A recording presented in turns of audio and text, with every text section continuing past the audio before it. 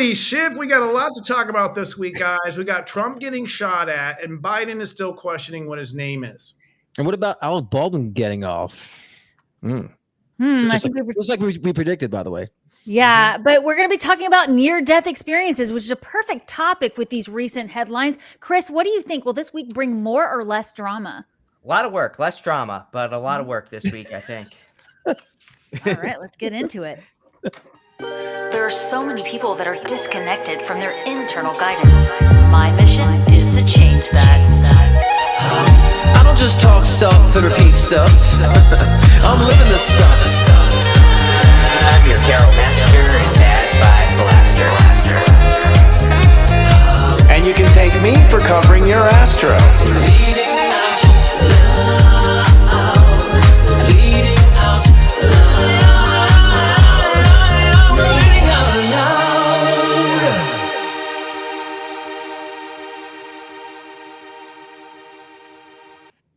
Welcome back, friends, and welcome to Leading Out Loud, which we like to call LOL, where we laugh out loud and talk about things. And this is my Motley crew here. You know everyone from the opening, so we won't say it again. And what a freaking week. We're going to talk about everything today, diving in. It's been a crazy few days. There's been so much on the news about Biden, whether or not he's going to drop out. And then, of course, we had the Trump shooting, which was strange. We'll talk about that. And ironically, we, thought about doing a near-death experience episode, and here we, Trump almost had one. But we want to talk about, leading into this. First, should we just dive right into the Trump thing real quick and just do our 360 on it? There's a lot of weird stuff around it because it's like, the guy was, climbed up in plain sight. Trump paused to do like a fist bump to the crowd 3 times, like. One guy was like, "There's a shooter on the roof," and no one really noticed that. So I'm just wondering, psychically, just to roundtable right away, just using our powers, what do you pick up on? And I'll go last here as what's going on. You think this is authentic? Some people are saying it was set up. Yeah, I think it's authentic. I mean, I think it's real. I just think that I feel like, and, again, I feel. I'm not saying I know for sure, but I feel like they knew, and I feel like, the aversion to kind of doing something about when people are showing the killer on the roof, the shooter on the roof, they really didn't rush to do anything about it. So something there might be some corruption in the Secret Service on protecting Trump in a sense. So I feel like maybe half knew and just didn't want to prevent it. And, but the timing is also odd too, which I understand why people might think it is staged because the timing, the Republican convention is tonight, right? So it just seems kind of like very coincidental in timing. But I feel like the more we're awakened to the Matrix, right, we can feel like we can see like things are kind of scripted with the more we awaken to the Matrix. So, but it feels legit to me. Devon, we got a legit crazy person trying to kill him, and you're saying Secret Service had an order to stand down. I feel like it's like half and half. Like half of them knew and didn't do anything. The other half were not. You know what I'm saying? It feels like that to me for some reason. Yeah. Well, I was definitely getting, this is 100% a real shooting. They knew it was a heavy threat. In fact, there was a movement to reduce security for Trump for quite a while now and take away Secret Service. So they've been aware for a long time this was a threat. They were on alert for it. But I do feel like there's some really shady holes in how this happened. There's all that footage of them trying to alert people that there was someone on the roof there. And so, this is a really, really sad state that we are all in. And the main thing that I was getting from the angels about this is that, you have to take that 30,000 foot perspective. People died. This was very dangerous. And you've got both sides shouting at each other. But in the end, this was a real life-threatening risk that we saw here live on camera. Mm-hmm. And there was also this idea that, this could have been prevented and it wasn't. And, ultimately anybody's going to take whatever opportunity they can of this. So you can say, oh, well, Trump is capitalizing on this, but you could also say that if it had, gone in any other direction or it happened to anybody else, they would have as well. So the very fact that we are in the middle of this political season, everybody's going to be capitalizing. So I just think that's a mute argument there. That's my opinion there. But the angels are saying, don't take that perspective. Go 30,000 foot. What about you, Chris? Yeah, I think there's like two sides here. Kind of like Scott said, I think there's like two things going on with the Five of Wands conflict. This to me, I feel like something's going to come out about this, around the whole situation. Obviously, I think it was real. It was real. But yeah, I think there's like two sides going on here. And you also have justice as well as the outcome. So, I think that we will probably hear more about this. So I would say that there's going to be more details, maybe justice in this situation. But yeah, it looks like two sides, like two different factions going on Right. here that wanted two different things. Mm-hmm. Yeah. Well, it's I had predicted a tidal wave that would change history. That was my prediction for the week, and I expected at the end of the week, but as soon as the sun went to 22 degrees, like within minutes, the attempt was made. So that was fascinating because Trump is a 22-degree Gemini. Mars is also at 22 degrees. So there was, that's basically something's going to snap in that energy. Right. What I felt psychically was that Trump was prepared for this moment, that he has been expecting someone to take a shot at him, right. And I feel like he had sort of rehearsed the fist bump in his mind, like if that ever happens, this is how I'm going to go down. I almost feel like maybe even their entire election team was like, all right, well, if they ever take a shot at you, you do a fist bump and say, fight. Like that's going to be our. So I feel like there was a definite rehearsal there. It was weird though. Like I thought they rushed you off stage, not stopped and did a fist bump first. And what the hell? He lost it. Was he not wearing his shoes? What was with the shoes thing? He's like, let me get my shoes. They're like, okay. I guess that's normal. Did he hit so hard it blew his shoes off? I was like, what's going on here? There was some suspicion that that might have been a code. Yeah. Oh. Yeah, it was like a code word. I'm such a simpleton. Well, no, I mean, it could. It doesn't. It wouldn't make sense that for him to not have shoes on. But I mean, maybe he did for some reason. Maybe it really is just it was hot and he was. I mean, if you've been shot at, no matter how many times you've practiced, if you've been shot at, you're not going to be the most clear with what you're saying, no, I mean, this is what's so interesting about the topic we have tonight with near-death experiences is, I mean, you're not exactly clear in those moments. Even the people behind him on the stands are looking around like, what's happening? I mean, I was so fascinated watching the footage over and over again of the people behind them not ducking more. I mean, you want to say as a bystander, like I would have been down on the ground, but they didn't even fully understand what was going on. Mm-hmm. I mean, there were people ducking like with their phones. Like, well, I saw this one girl. I'm like, what's she doing? She's like ducking while she's still recording. Like, people just respond really weird in stressful circumstances like that. But I agree. Right, like he's going down and I'm going down too. And so I really feel like it was interesting. I'm like, why is he still standing there so long? Like why is he getting off quicker? And so it felt in a sense, I've been saying like last year, I was surprised no one's tried to assassinate him. I almost been kind of waiting for that, intuitively, because it felt like I'm surprised it hasn't already. So I think if I've been expecting that, I'm sure he's been expecting that. And I agree with Christopher, kind of like planning out what would happen and like, let's take the pictures. And I mean, so ironically that these pictures are so picture perfect, actually, so it's an interesting moment. Yeah. Our producer's asking about a picture of a Secret Service woman ducking behind a barrier.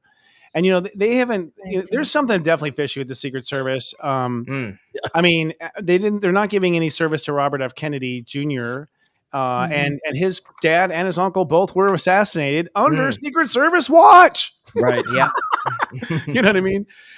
So I think there's something weird going on. Psychically what I felt a couple things psychically. I'm just going to be bold and put it out there. One is that I felt that this was this kid who did it was programmed. It feels that way. To be honest. It feels like the kid was programmed, to do it. It was a bold, crazy, insane idea, to pull that off. And the other thing I felt was that there was a stand down order. That there was a stand down order to make to take a hit. And I think if you listen to RFK's talk about his father and what he knows, he knows that it was the Secret Service officer that killed him. In front of him, from what they understand. So it's like, anyways, I think it's time we just start to, be pretty honest about this. It's a very interesting moment.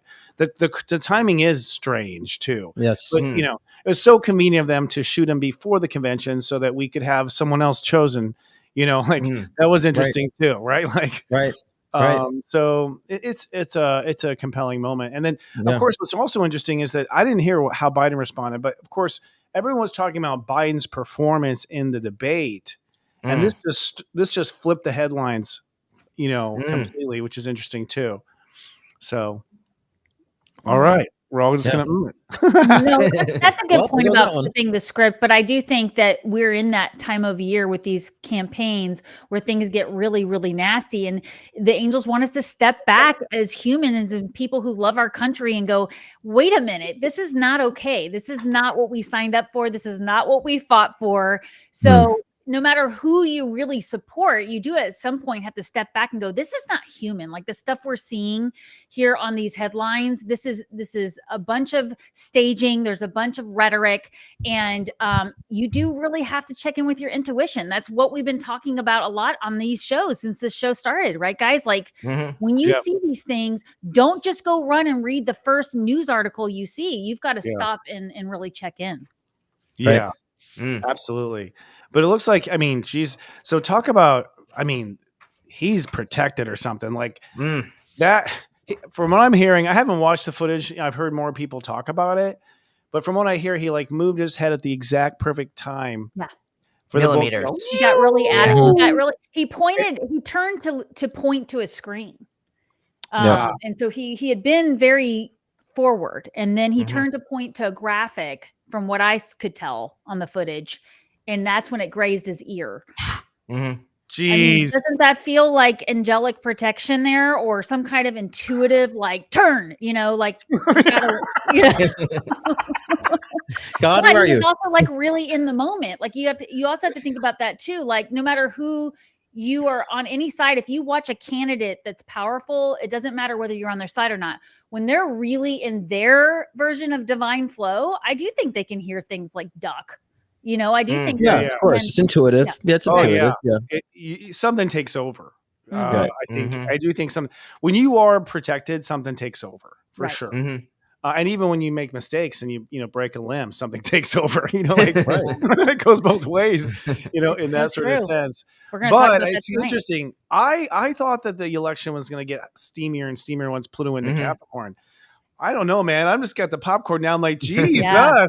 opening act assassination attempt. Holy moly! As far as the intensity of the emotion right now, and so let's guide way into the the energy of the week. Sure. This whole week to me is a tidal wave astrologically. The reason is Mm. that first of all, we had the 22, which always shakes things up. Now, I thought that would just sort of initiate and piss people off. I didn't Mhm. realize someone would try to be assassinated on that day. But then we go from that 22 to today. Mars and Uranus are conjoining. That's a huge agitator. So it pulls Mm. emotions up even higher from in the Cancer perspective. Then on Wednesday, Pluto drops to 0. Now, the importance of Pluto at 0 is it's anything goes energy. So people suddenly have they just feel like they can trespass, or they just suddenly feel they have the right. Like, so it's a very, combined with the emotion, it's a bit of a dangerous, wild card, basically. It's Mhm. that happens. And then the sun sextiles Uranus on Thursday. At that point, we get another jolt of Uranus we're getting today. And then we go to a full moon in Capricorn over the weekend, and the full moon is at 29 degrees Capricorn, the same degree that Pluto will return to on September 1st. So I feel like this week is an astrological launch to the chaos we're going to see in September. Interesting. Hmm. And don't we have Mercury going into shadow on Tuesday, right? So it does feel like things are going to slow down. Yeah, the angels were talking about a lot of us are having to change our plans. We're realizing there's poor timing with things. Maybe you're finding yourself having conflict with others, competing goals. So if that's you, the angels' guidance here is to have a patient and loving approach to these people. Of course, the headlines like this bring up a lot of emotion in people, and people start really speaking out. Maybe people who didn't before. That can cause a lot of conflict. You might realize you're working with somebody that has totally different values and you never knew till now. And the angels are saying you might feel like you really need to make a decision around this, but they're also saying you might have too much going on to make the right decision. So the key thing to remember here is to get curious. If you have somebody who's saying something to you that you don't agree with, just ask them a question. Why do you think that? Where did you hear that? Or if you feel like you can't trust somebody, like look at their track record. Is this somebody who always says something and does the opposite? So really try to lead by example. And I do have a pocket affirmation for you. If you want to really ground yourself with all these crazy headlines, it is, I am logical and curious. I am logical and curious. And that way, when you're in these confrontational conversations or you're seeing things on X or Instagram, you can really ground yourself, but also be innovative. What are you getting, Scott? ILG. I am logical and curious. Oh, no, is it IALAC? I forgot to give it to you. IALAC. It's like Rolaids. IALAC. Yeah, I love that one. I wish they had the abbreviation on there. No, I actually agree with you. For me, I this week is kind of resolution over conflicting ideas. So I feel like, you might feel a little, opposition in your relationships, especially with yourself and competing ideas with yourself. But I feel like you're going to find a power, or at least the intellect, to decipher what it is and come to a good resolution. So I think this is a good week of resolution. And I think that I would say for most people who are being objective and having discernment and understanding how to communicate and finding a happy medium between you and the person that you're trying to resolve things with, you'll be successful. I mean, I actually resolved something with a Cancer this morning. So that's pretty good. Aquarius and Cancer, resolution. So I think if you're paying attention to the different competing ideas within yourself, within your relationships, and coming from a middle ground, you might actually create great resolution from different competing ideas. So I think it's a great week for that, and so, like I said, even not just with relationships, but even with yourself, because so many people want to do two things at once. You might find a way to make it more cohesive in your life too. So really simple for me in this week. What do you think, Chris? What's the card saying on that one? I think it's a good week for other people, getting help from people in your life. 3 cups, 10 of cups. I have the 17th popping into my head. The 17th might be a little bit of a spicy day. I'm getting with the 7 of Swords. I think people need to kind of tread carefully around that day. 17th, something like that. Little drops to 0. Well, there you go. So yeah, probably could be something on that day. Other than that, I think really good week for socializing and also breakthroughs on the 10 of Cups. 10 of Cups is like fortune after difficulty. And sometimes we can have a breakthrough by just focusing on the bright side. Like they're choosing to not focus on the craziness. They're still in the real world, but they're focusing on the 10 Cups. So I always say focus on the bright side with the 10 of Cups, no matter what's going on. And, that would probably lead to a better week for everybody. So when you say the 17th, someone close to me is having a colonoscopy that day. Any advice? Advice would be, it looks good. Healthy. Fantastic. I think. I don't know. Little drops to 0. I would say don't eat a lot on that day, right? Stuff like that. There you go. There's a bathroom humor. I was really being serious about that, Deb. I know the bathroom humor, but we had to have one this episode. That's true. Devon loves bathroom humor. Yes. Very concerned. Yes. You can't have a good show without a Uranus joke. Yeah, we can hear you. Okay, there's an echo on my end, so. Check. Yeah, we've been having a lot of tech issues back and forth the past couple weeks. We have. It's been weird. It's the power. It's the power between us. So, all right. Well, I think that talks about the week pretty well. That's some good advice from the 4 of us. I agree with all of you implicitly. That's right. It is now time, I think, to hear a word from our sponsor. We're going to talk about near-death experiences, but first, let's bring on a word from God. Tonight's sponsor is Sichi Organics, infusing love and blessings into every product. When your skin drinks the healing elements of the plants, you can feel the love. And now a word from our good friends at Sichi Organic. I forgot to look. Since 1995, Sichi has infused every product with love. Our star is Sichi Cream, made with kombucha tea, organic and wildcrafted herbs, and essential oils. Its fresh citrus scent appeals to both men and women. Age gracefully with our rehydrating facial serum. Made with organic sea buckthorn berry extract, giving your face a healthy glow. Your skin will love you.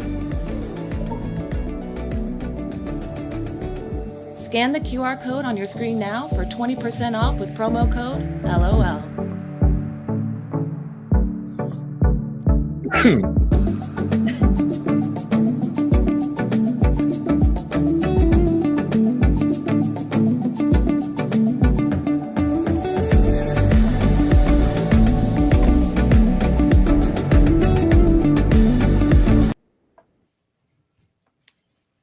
smooth. We love our CG organics. We do. I Yeah. just saw Sanandra, actually. I saw the Sichi Oh. factory, if you will, where they force child labor to pray over products. I'm just teasing, actually. They do pray over their products, and the energy is super sacred, too, in her place. It's like a professional kitchen setup. So literally edible, products, and with good vibration. And she really believes in putting love into it. They actually do pray and put love into all their products, which you can feel actually when you try them out. So, people are always asking for, what this is someone we know personally, and who makes the product personally. And I think that's the kind of referral you get here at LOL. So check out Sichi.com. All righty, folks. Well, it's now time for, I think, Devon. Well, I just wanted to introduce tonight's topic, near-death experiences. This week, we wanted to talk about, they are not uncommon. People think they are, but they're not as rare as you think. There's the Scientific American Research Institute that reports across time and cultures the same exact experiences. About 5 to 10% of the general population have memories of what it's like after life. In fact, a lot of people are calling these death experiences because some of these people have been actually pronounced dead and then come back into our body. So guys, have any of you ever had a near-death experience? Maybe, actually. So I didn't tell anyone I was going to tell this story tonight, but when I was 10, if you all always ask me what's wrong with me, right? You always ask what's your problem. I hear this every day from all four of you, right? And we gossip between each other. What is this? Yeah, really, not for me. I don't do that. Not from Scott. Not from Scott. Right? I Right? get you. We're here. Right. Yeah, you get me. But when I was 10, I fell out of my bunk bed in the middle of the night, and I fell on like a piece of wood, and so I was knocked out. I don't remember anything from that night. But I actually had a medium a few years ago live. I was on a radio show, and he called in. And he said I died when I did this, and I don't know how long I was on the floor or anything. My parents came in and like woke me up off the floor. So and it was a pretty good height too. So, but I don't remember it. It was all black. It was darkness. Wow. That's it. Yep. Levitation, huh? So maybe. Yep. I think that's when the walk-in happened. Yeah, probably. After that, now we got this. That was it. I started failing school after that. Everything. I was a totally different person. So probably. Interesting. Yeah. Huh. Is that interesting though? Well, no. I mean, who knows? I mean, Chris is definitely from another world. There's no question about that. Yeah. So how you got here is always curious. Yeah, that's how. Yeah. Interesting. Very interesting. Well, I personally never, of course, and I think I told Heaven I don't need one. I know you exist. We're cool. I don't need to nearly die and to experience the afterlife. I have been, studied this topic a lot. I've had a lot of clients. I've had a couple of guests on Astro Mingle who experienced that. One woman had 3 near-death experiences. I personally have my own theory about this, that quite often it's a way of facing your karma of having died. Mm-hmm. So I feel like if you die suddenly, let's say die suddenly in a war or something, and you can't process the death. Sometimes I feel like we die and come back just as a way of like processing the death, right? Mm-hmm. And that sort of thing. So I think that's sometimes the case. I think in some cases it's people who want absolute proof, which I think is the title of Dr. Alexander's book, which is just he, as a scientist, a neuroscientist, he died, and he believed in neuroscience, and he believed consciousness was in the brain, and he had this whole whole heaven thing, proof of heaven, explained to him as he came back, and he literally is documented with medical science as a miracle, like because. Any doctor would have told you that he had meningitis in the head, that he would have been in a wheelchair, not operational. Like the amount of damage that would have been destroyed his life forever. And he came back perfectly fine. That's the other thing that happens with NDEs is miraculous healing quite often. Yeah. Just impossible to deny. So that's I think it's interesting too. Like many people, I haven't had a near-death experience per se, but I've experienced through different forms of meditation where, my guides have showed me the different aspects and layers between time and no time and kind of the different dimensionalities and such. But, a lot of the recounts of people who've had NDEs, they were able to like observe what was in the room when they were supposedly dead or when they left the body, and they can recount all the information they would not be able to recount too. I think is a great, I would say, validation of NDEs in a sense. Yeah, Right. that's So, true. They describe what was honestly- happening when they were resuscitating or whatever. Right. Or Yeah. they heard what the person said, or, they saw something outside of the room they were in a sense, right?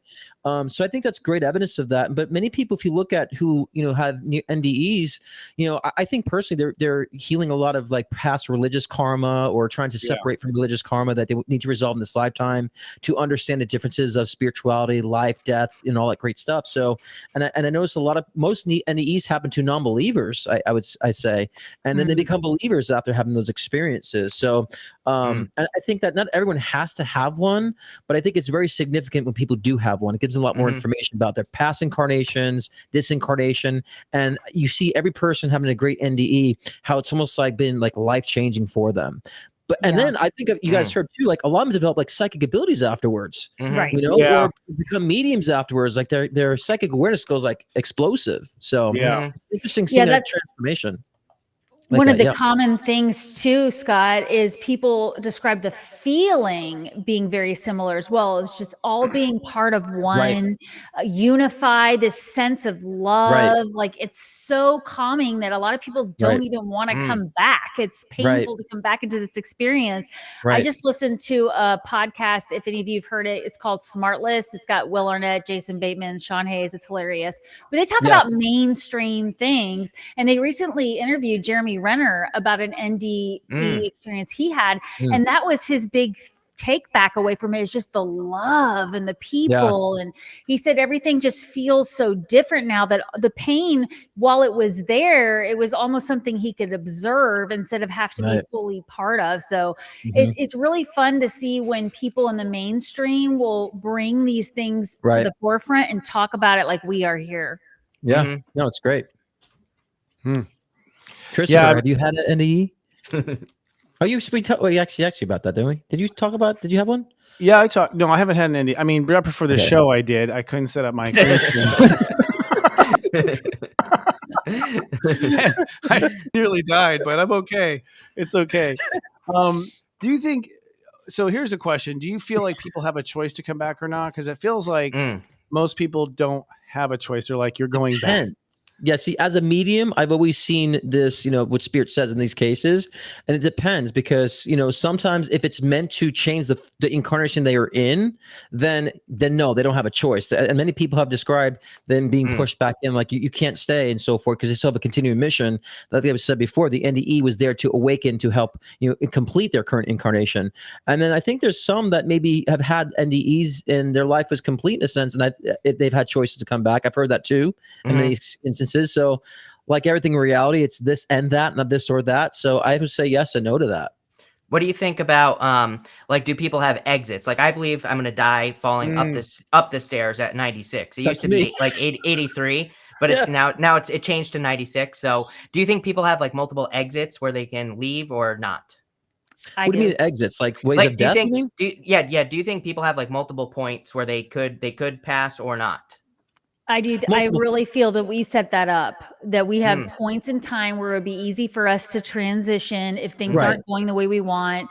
If we already feel like we fulfilled what we wanted to. So yeah, I do believe there's a free will aspect there. And a lot of times what you hear reported in these near-death experiences is this conversation about, you don't have to go back, but you will have to go back at some point if you want to learn this lesson and finish this karma. So it's whether you do it now or you do it with a different set of circumstances. Well, I'm glad you said that too, because I think the karmic circumstances kind of indicate that or not, right? And so sometimes I think we might incarnate, we have a full view of that journey of experience, and sometimes we don't. Sometimes I think there's different times that we can select that or not. So yeah, I think it's a variable of that for sure. I mean, what do you think, Christopher? I've mentioned it before. The Michael Newton books, Journey of Souls and Destiny of Souls, and the Brian Weiss books just give account after account after account of different circumstances where people chose to come back because they didn't want to leave their children, or they chose to stay because they saw the divine path that was being created. And that's a really hard thing to understand as a grieving loved one. That's why we need you, Scott. Yeah, I think I missed that. I think the ones who choose not to come back never come back and report they chose not to come back. So we have skewed numbers on this particular topic. It's only the ones who did come back.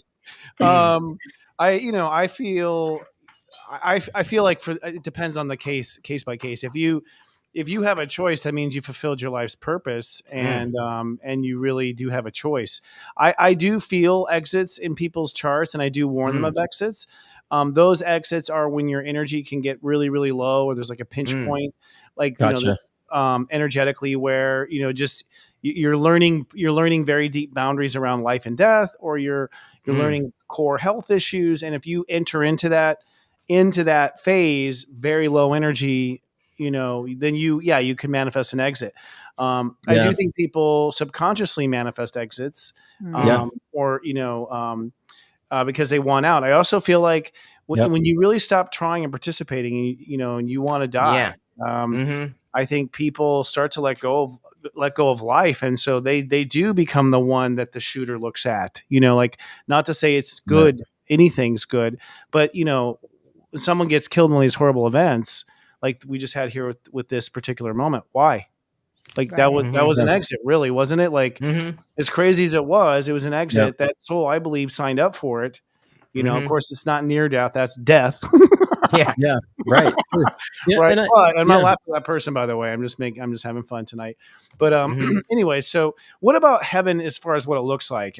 What's your research in regard to that, and your knowledge in regard to that, team? But I just want to say to dovetail what you're saying is that, but the exit points, I just want to concur in something, is that, when I went through suicidal ideation, I felt like there was like a fork in the road. It didn't feel like I was on it. It's like, do you want to, or do you not want to? What do you want to do here? And so I even grappled with that. You know what I'm saying? And I felt like I chose, well, I'm gonna keep going. And so I always felt like those could have been exit points for me too, based on the amounts of trauma I was going through at the time. It was so heavy. And I'm like, well, no, I don't want to have to come back and repeat it. Like, let's go on. let's continue this, So I definitely felt, especially, and I think a lot of people, when they're having suicidal ideation, they're kind of presented with that fork in the road. Like, what do you choose here? So yeah, Chris, I definitely do think there's different exit points. I've had 3 in my life in that sense. I think a lot of times people who are suicidal, since we're on this topic, did suicide last life, like that. Like they still have that temptation. They have to overcome it. They have to walk through it. It's because they were successful.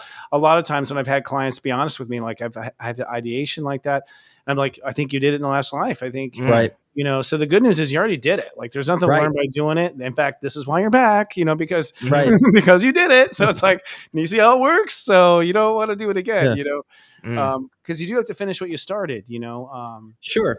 And I think sometimes, like, it's also like a way of saying, because the challenge is so amped up and the challenge might be so tough for a lot of people. It's like, you do have that way out in a sense. I hate saying that. That's not the excuse, but I think that's why they come up, those exit points. So yeah, and I wanted to bring up the topic of hypnotherapy and life between life sessions for this episode. Have any of you ever done a life between life session? No. So I don't believe so. Okay, so I found a hypnotherapist where I did some past life regressions, and he worked under Michael Newton and Brian Weiss and several other leading past life regressionists. And what they do is they guide you to a past life. Then after you pass away, they guide you to the space in between lives where you're doing a life review. Oh, gotcha. And you're talking about your purpose now. And it was fascinating. And the part that I experienced was so similar to all these NDEs that you describe, of just peace and love and this kind of pulling sensation too. Like, somehow you just know where you're going, and then being greeted by angels and family members. And one of the things that I learned from this is it can be very profound for people who feel like they don't have a purpose. So I highly recommend checking it out. If you're somebody who's like, what's my life purpose? I actually was shown, working with a group of people just like you guys and our team at Serious Joy. I just couldn't see your faces because I had never met any of you yet, but I was shown the work I was going to be doing. And I really wanted to go see a lifetime that I had at Sirius, because I know I have connection with Sirius. And my guys were like, you know what? That's not going to help you right now. We have other things to show you. So if you are somebody that's tried hypnotherapy and didn't quite get the results, you might need to go back in with a different frame of mind instead of having an expectation of the outcome. So do any of you recall past lives at all? Yeah, and actually, I love what you said that too, because hypnotherapy has been great for past life regressions. I personally do them in my sessions for my clients as well. Okay. And yeah, I've had a past life regression come to me through. I'll make it quick. When I was actually doing in Scientology, because when I was doing my religious exploration, there was a pit stop in Scientology, and we did something called auditing, and I had a strong regression that I was in a Christian, a church, and Renaissance period. I felt stabbed 11 times in my chest, and I felt it. And I knew that I was this political figure. I didn't know what it was. And so it felt so real to me. It felt so connected. I even smelt the scent of the church. And I even felt the moisture in the church. Like I was there, and I felt chased. And of course I had a mouth back then too. But I was chased and stabbed because of my ideologies. And so it felt so real to me. I'm like, I don't know what this is. And I was like, so in euphoria for about 2 days. And so I asked my guides, I'm like, am I crazy? Because I don't know what this is. And I said, I need confirmation on this and what this is. And literally the following day, a good friend of mine from school reached out to me randomly and, checked in. I told her about my experience, and she goes, really strange, because I told her I've had this regression where I felt like I was a political leader in a Renaissance period, stabbed 11 times in my chest in a church. And she goes, oh my God, I was teaching my art class about the Medici family. And Giuliana Medici was actually stabbed 11 times in a church, political leader and all stuff. I never heard of that family. And shameful because I'm Italian. I never heard of that person. So even then, that was not enough for me. I'm like, oh, okay, fine. But everyone's a celebrity or some big figure in their past life. I need more confirmation. And about a week later, someone came to me, wanted to do my chakra lining, and she did a past life regression, and she confirmed the same thing.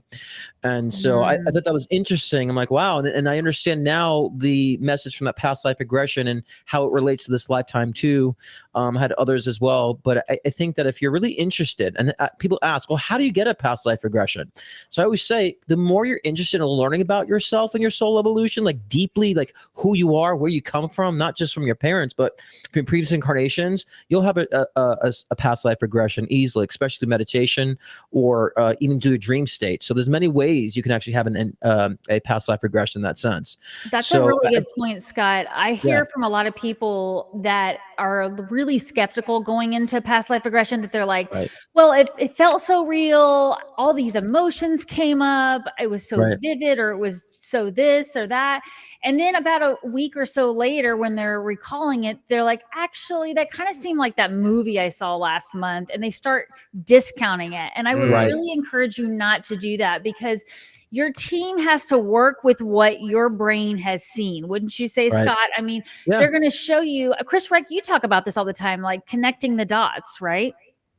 Yeah, for things that are happening in your life, and I think a lot of people miss out on connecting the dots, especially things like that. And I think we talked about this last episode as well. There's so many things that have happened to me where, I'll like watch something on TV and then something happens that's like related to it later. And I totally feel the same thing for past life. Like I've met so many people, they'll just like randomly be obsessed with like a random time period, like the Renaissance or something like that. And I'm like, well, you probably were in that time, or you probably had a past life at that time then, because like who is interested in that stuff, right? That's so true. Obsessions with things from the past is a big thing they talk about in these books. Like just you feel like you know what it was like. Right. Before I want to get Christopher's segment too, but I just want to add too, many people think that like every past life is grandeur and lux. It isn't. Sometimes you have a very kind of mundane past life had some trauma that you're carrying, like you were, not the best either. So we got to remember that too. Everyone's looking for, was I a queen? Was I a king? Not everyone's Cleopatra, right? Or a hooker, so think of hookers. Christopher, what do you think? I think you were always a queen, Scott. You're damn straight. You got that right. Every lifetime. I don't know. I feel. I have the mundanes. I know. I try to save the world, and then I spend a lifetime up in a cabin having sex. And just living a simple life. Seriously, that's what I am. I'm an adult. A love walker. Yeah, love walker. That's where it comes from, man. And then I get back at it, and the in between, I do feel I've read the books that Devon is referring to, and I do feel that's how it is. There is a that in between lifetimes. That's what we were talking about originally here. That we do have this life review. In fact, I have so many times in this life looked up and said, "No, skip past this part." Preparing myself for the life review. It's like, skip past this. I'm swiping left. Nothing's happening. Swiping left. Nothing's happening. Happened to the footage. There's nothing in the records here. You know what I mean? So I do that. Or I'll be like, by the way, Dad, this is what I meant. Like for when he died, like I would send messages to him for heaven. So I've been using it as counting on the life review.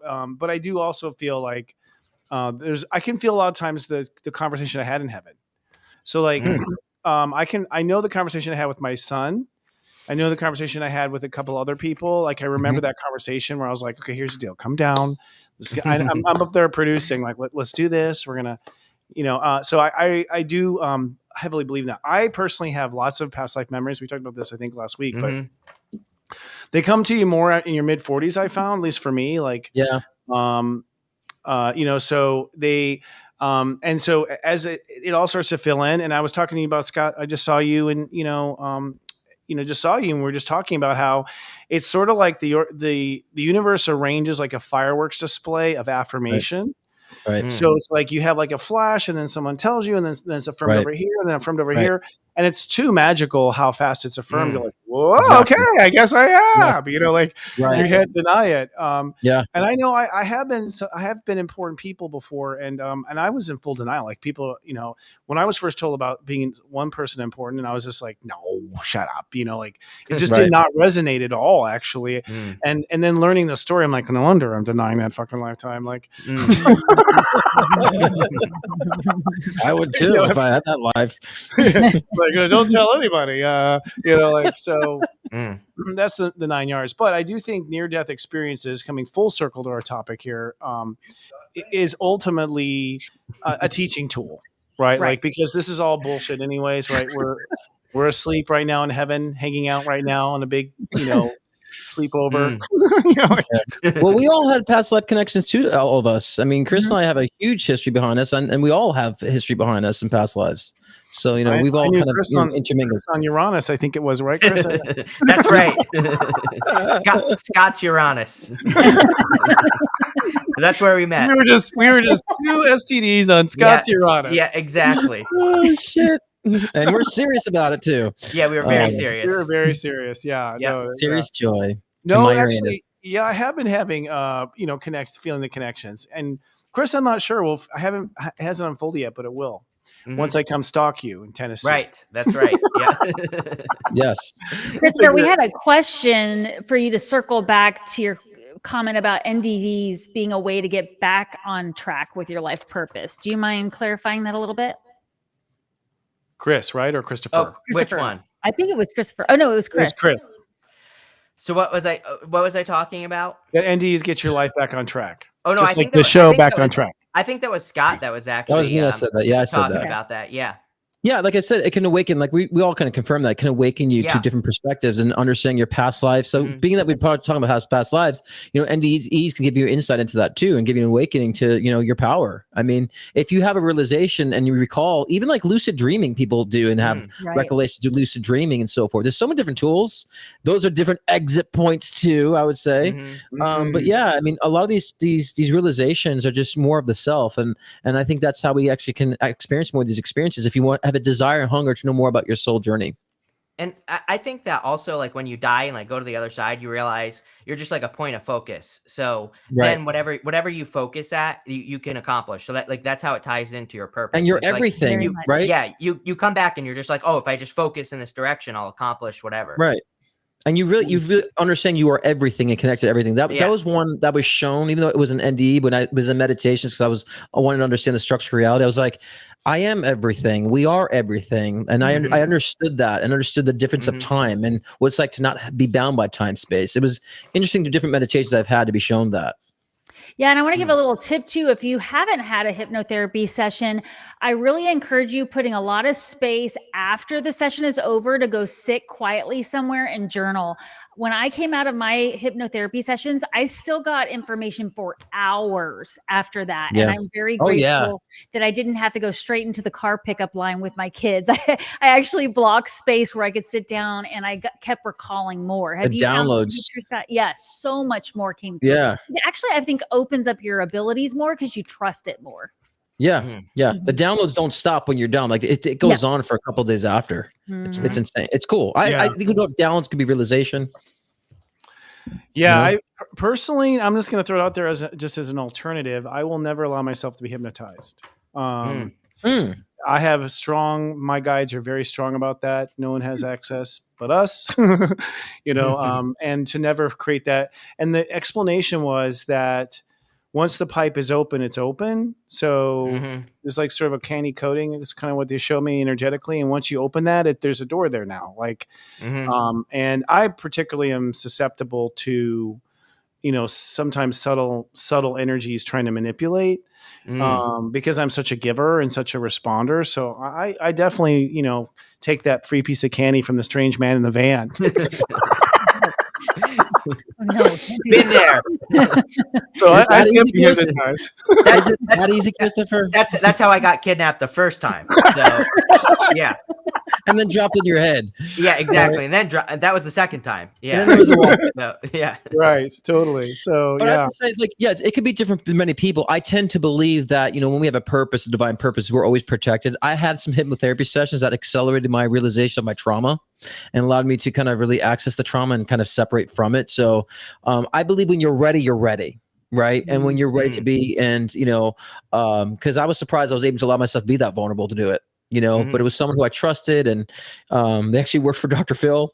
And so it actually was an experience that was, it accelerated a lot of realization for me. And I guess if you have a good light worker too, they're in the right essence too, to help guide you. Absolutely. Yeah. Do your homework, check your intuition. Yes. Shield yourself. But there are really amazing guides out there who can walk you through it. They can bring healing in. And there's even reports of people having, you've mentioned this too, Christopher, gifts when they came back. Like they remembered something from the other realm. They could suddenly paint or play a musical instrument. Right. I mean, if they start massaging you, want to do hypnotherapy, you might not want to do that. That's a red flag. Yeah. Again, no. That's interesting. Well, I'll just throw it out there because I believe in her. Pam Teague, a friend of mine in Orange County, California, is of impeccable integrity and does hypnotherapy, past life regressions. And she's a Scorpio, and she's a sacredstone.com. I just figured my guides told me to promote her right now. So if you are interested in that and you have a green light from your guides, then go for it. Yeah. Yeah. All right. So I think we go to God. Well, I was going to ask God, hey, God, do you know Scott Cruz? And now, one of my consistently best dressed creations. While pride is a sin, I am always proud of this guy. Ladies and gentlemen, psychic medium Scott Cruz. Yay. You hear that, y'all? I'm endorsed by God. Hear that? That's the best endorsement of all. Yeah. And so speaking of like past life regressions, if you're interested in understanding about your past life regressions, I do work on that. And I also work on, understanding the connection between your past life trauma and unresolved karma, and how it's I would say resulting in this current lifetime, and how we can resolve that and connect the dots too, as Chris likes to say. So if you're interested in having a past life regression session with me, scottcruzpm.com. It's right there. It's so small on the screen. Bang, bang, bang. Don't you have a QR code? No, but you can type it in. And we can help you work through that as well. And as well, I also mediumship sessions. If you're interested in connect with those who've crossed over, I offer that as well. I could book a session there. And I just opened up for August because my July is already kind of booked out. So get your bookings in for August. How's that sales pitch? Good. Love it. that was beautiful. Beautiful. Yes. Yeah. My July's all booked out. I mean, I was kidding. my clients are complaining. So Yeah. So, No, the ship's hitting the fan, man. I think there's plenty of there's a lot of people that are needing help right now, and Scott is the real deal. Actually, it was pretty. Yeah. It was fun hanging out actually in person and seeing his psychic powers. Tuning into whether food was in the kitchen, things like that. Yeah, we picked up a lot of things, a lot of environmental things too. That Chris was just like, huh? I'm like, Chris, you don't see that right there? So, Oh yeah. We were, yeah, that's true. Yeah.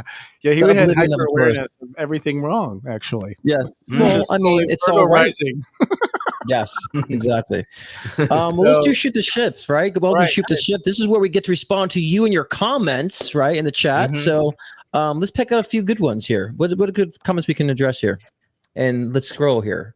Okay, we say, what do you guys and ladies think about people who experience hell during an NDE? And I will Good pop question. into this one. To me, hell is like a figurative, and I think hell is the absence of God, right? So if we think in that context, and so a lot of people tend to think that, oh, hell is a real place we go when we die as a punishment. And I'm like, you don't like go to hell and burn in all eternity because you had 80 years of life and didn't quite get it. It doesn't work that way. But hell's a representation that you've had this absence of God. And I always tend to think too, with NDEs, your fears also get amplified and manifest through NDEs because of unresolved. And I always say we learn the most through drama. We learn the most through chaos. And if you're just not getting it, sometimes it needs to be amplified. And so I always say, if you look at the symbology of the hell experience and what you're lacking in those experiences, that is what you need to start grabbing to in your physical awakening and your current incarnation. So I always think those dark experiences are really, really powerful and really, I would say, insightful for people to, kind of expand their soul and evolve their soul. And a lot of times, figuratively speaking, what are you laughing at? A lot of times, figuratively. Daryl's comment. I mean, what was that comment? Did you see the comment? He's like, I really love Scott's psychic readings with massage.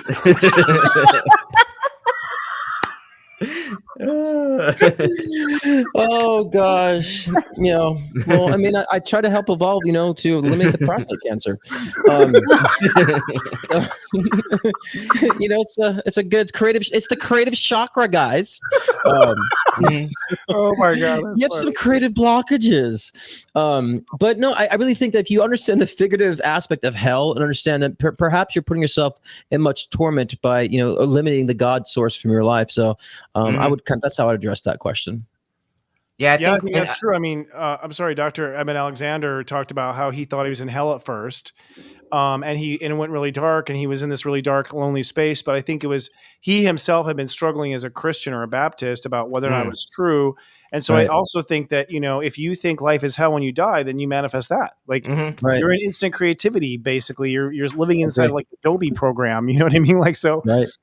So I think, and I remember in conversations with God, the author, asks about that. Like, what happens when, people think they're in hell? God's like, then they're in hell. And it's like, when do they come out? When they stop that, so it's pretty much when you just stop hitting yourself, you won't. So to me, it's our imagination gone wild at first, but I don't really, there's no way you get punished for anything, unfortunately. You know what I mean? Like, Well, yeah, that's what karma is. It's a learning curve. You know what I'm saying? Right. So that's what I believe karma is. It's not punishment. And so, that's why I think the kind of religious ideologies is more metaphoric, not so like concrete fundamental structure. I think maybe people are fearful of that. Why people don't think outside the box because they're afraid they're going to burn in hell for all eternity. I'm like, what an ideology of saying 80 years determines where you go for all eternity is kind of a shit end of the stick, if you ask me.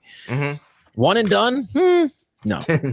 Devin, what do you think? Like, you're the angelic realm, say about the hellish realm. The angels say how patient they are when somebody transitions. And if they really want to keep putting themselves in that cycle of hell, they will protect them and sit there with them until they're willing to come out of it. So exactly what you guys are saying, it's a self-imposed hell that a lot of people will put themselves into out of fear, guilt, a lot of times shame. That's why you'll hear where people like right at the very end of their life might finally turn to God and say, "Dear God, help me," because there is that little glimmer of hope that's still in there that, this can all go away. And I've even heard people say to me, like, what if hell is where we are right now here on earth? And just like you said, it can be like the conversation with God. If you walk around with that mentality, then yeah, it definitely can be. What about you, Chris? Reck?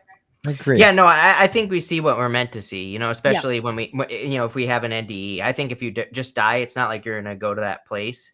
And it's just like people say, like, who am I going to see when I go to heaven? Am I going to see like the Buddha, Jesus, whatever? I'm like, well, what do you believe in? Because that's what you're going to see. That's what you're going to see. Right. You see things where you're at, I think, too. Like wherever you're at is what you see. So it's very challenging. I think people need to be so out of this fear mentality, right? Like of punishment. There's not that condemnation going on. It's just results of where you're at. You can change it. You can alter that. You can expand from it. You know, Christopher, right? Yeah, I plan to be greeted by Steve Jobs. That's what I want to be when I go there. I got it all set up, man. It's gonna be a celebrity fest. All the coolest people that I didn't get to meet. I think it'll be a lot of. Let's not wish it too fast, okay? So, and I do think that there is hell on earth. I mean, this show, for instance. It's a perfect example of hell on earth. We just experienced it just now. We just gave it to you for free. Devon excluded. So funny. All right. Well, we do have to. How are we doing with time? We're doing okay. We can take one more question. There's one more question, and I thought, can a new soul come back? That was the question. Do you think it's possible people come back with a different soul? Okay, I gotta. Okay, that's walking, isn't it? Well, I think there's a story of Om Seti. She was a lady who, when she was younger, she died, and she was a kid. She fell downstairs. The doctors pronounced her dead. She came back to life, and her whole entire life, she was talking about how she's from Egypt. Like she told her parents when she was younger, "I'm from Egypt. I need to go back to Egypt." She went to Egypt. She made a ton of discoveries. This is all documented and real. They acknowledge this, and she's actually been acknowledged, recognized by the Egyptian, Society of Archaeologists or whatever. But she made all these discoveries and everything in Egypt. And she said that, when she came back, she was like a different person.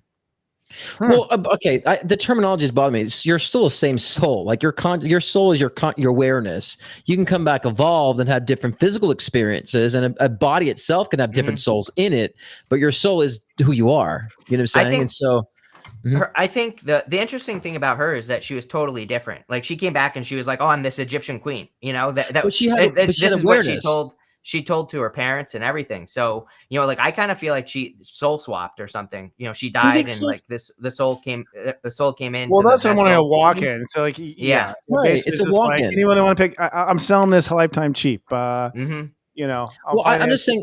Yeah, but I'm just saying, I don't think the physical experiences are indicative of the soul. The observer is the soul to me. Whatever the observer is and the consciousness that's observing the physical life is the soul. And I think that soul can hop into different experiences. Your soul is you. You can't negate that. You can grow it. You can expand it and tap into different aspects of the soul. But to me, that changing souls, that makes no sense to me. You can change bodies, and each soul experience. That exactly the soul, it was one focus and a different focus, right? Yeah, exactly. But it's still the same the same soul, right? Same you. It's just a different focus of that. Different body. The body else can jump in. The body change. Right? Yeah. What's that, Christopher? Someone else could jump in and take over. That's what I thought a walk-in was. That's a walk-in, but your soul is still you. Go and do whatever it's doing. Is what I'm saying. Yeah, I'm walking in somewhere else. Yeah, exactly. I'm going. Yeah, just where I'm going. Yeah. The body's just a car, like a Lyft, driver. You can have one person habitating, someone else can come in, and but that's rare. It seems like I haven't seen one that I was convinced of yet. I've had people who said to me, "I'm a walk-in." I'm like, really? Yeah, right. How much change have you had in your life? It's just like, so what were you like before? Do you have any memory? They say no. It's like, so one of those things I haven't quite figured out yet. The walk-in thing, or how that's even a thing. Especially what were you doing 10 years ago? So you asked them, what are you doing 10 years ago? I was working at Target. What are you doing today? Working at Target? Nah, not quite a walk-in. No, I moved to Walmart. I did. So for our psychic roulette, we have a little bit of a video to roll because we did predictions on Alec Baldwin and things came in. Adam, can we roll tape? Is there such a thing as tape anymore? Every time I look at this, I kind of hear her in my mind, kind of saying there was somebody else. There was somebody else. There was another person, and I feel like the movie was an excuse for her murder. So yeah, there was somebody else. It wasn't the prop girl. She was a fall person, and so she understood to take the fall because I believe that she kind of been pressured to. So that's why I think she got her, her punishment, moved on. Everyone kind of forgot about it. But I think that there is another entity involved in this, and I mean, she's definitely shown that to me for sure. But what do you guys feel, psychically, intuitively, as far as his position with the whole case and the manslaughter case that he has? I think he's going to get out of this personally, especially with that magician right there.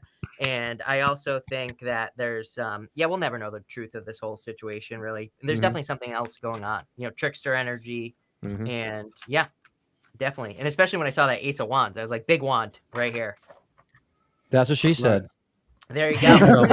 That's like your fifth one tonight. Too easy for me on that one. I set you up for that. Ultimately, just remember, you got to watch your own back. I mean, that's what the angels are saying. We don't want to give our power away. We don't want to assume other people are taking care of us. We don't want to assume other people's motives are in alignment with ours. And they kept showing the way the energy on the set was pretty disruptive. So a lot of could have happened. And they're definitely affirming we probably won't ever know the truth. The real truth won't completely come to the surface. So learn what you can from it. Indeed. We'll keep an eye on it. Psychically, I vote he gets away with it. And I have a feeling her husband was in on it. That's all I feel. That's the close relationship I was talking about. That's what I feel. Just putting out there. Okay. So we were correct. That was like in February, right? Whoa. Wow. Did God take you? God took over. I'm still here. I have no idea what's going on. But we all said at that time we thought this was going to be dismissed too. We all called that out too about being dismissed, and it's been dismissed. I was like, dear, Yeah, we'll never know. I mean, with prejudice too. So. Yep, they can't revisit it again. Yeah. So I knew he'd get away with it. I mean, get off. Right. I don't know. There's something. I still say there's something psychically fishy there, and we'll never know. I honestly feel even the prosecution was kind of in on it too. I really feel that as well. I think there was so much well connected that was inspired by this. I think the state had some influences in his favor too. So I think there's corruption both sides there. There's always corruption, man. Unfortunately. Yeah, indeed. Someone's asking, next question is attempt on Trump, scripted, planned, or not? Well, we already went through that, didn't we? Yeah, we went through that pretty deep. I feel like actually, just to wrap up that topic, and then I think we got to wrap up the show, but I kind of feel like this has made him somewhat invincible at this point. Because, how do you top that? You know what I mean? I can't believe it would happen again, 2 on 1 watch. So it'll be interesting to watch, friends. I mean, that's what happens when you get a shooter from Temu. Yeah, no kidding. Yeah, no joke. All right, friends. Well, we will be back. That wraps up our show. We thank you for being here. It's always a pleasure. Thank you to our sponsor, CG Organics. And remember, folks, don't put up with a shift show. Lead out loud. We'll see you next week. Bye, everybody. Bye.